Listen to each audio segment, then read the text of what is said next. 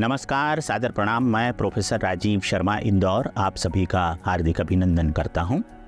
आप सभी को करवा चौथ के पर्व की हार्दिक स्वस्ति कामनाएं समर्पित करता हूं। हमारे ग्रंथों में जो कथाएं हैं, कथाएं तो अपनी जगह है, लेकिन उन कथाओं का जो निहितार्थ है उसे समझना बहुत ज़रूरी है।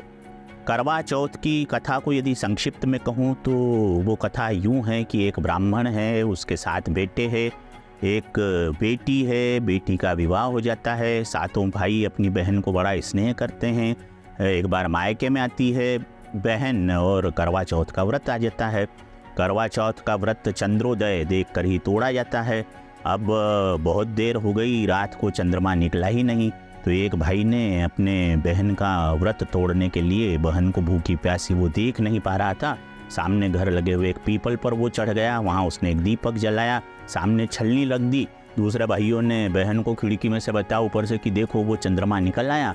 बहन ने व्रत को तोड़ दिया, मगर ये क्या, व्रत चूंकि गलत तरीके से टूटा था, इसलिए वो बहन के पति की मृत्यु हो गई।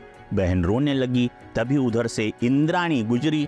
इंद्राणी ने जब उसे दारुण दुख से पीड़ित देखा तो उसे उपाय बताया कि 1 वर्ष तक प्रति चौथ के दिन निर्जला उपवास करो तो तुम्हें तुम्हारे पति की पुनः प्राप्ति हो जाएगी। उस बहन ने ऐसा ही किया।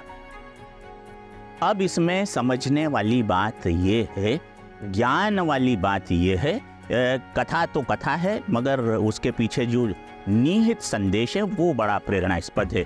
पहला संदेश तो ये है कि जब भी कोई किसी तरह का व्रत धारण करे तो व्रतधारी से जुड़े हुए लोग मोह के वशीभूत होकर कोई ऐसा झूठा कार्य नहीं करे जिससे व्रत भंग हो। जैसा कि वो एक भाई ने पीपल के पेड़ पर चढ़कर दीपक और छलनी का प्रयोग किया, ये मोहवश किया गया। मोह अंधकार का प्रतीक होता है। और दूसरी बात ये जो इंद्राणी ने समझाई उस बहना को, वो ये कि नियमित व्रत कर, यानी किसी भी कार्य को यदि हम नियमित करते हैं, रेगुलर करते हैं, तो उस कार्य का सुपरिणाम आता है।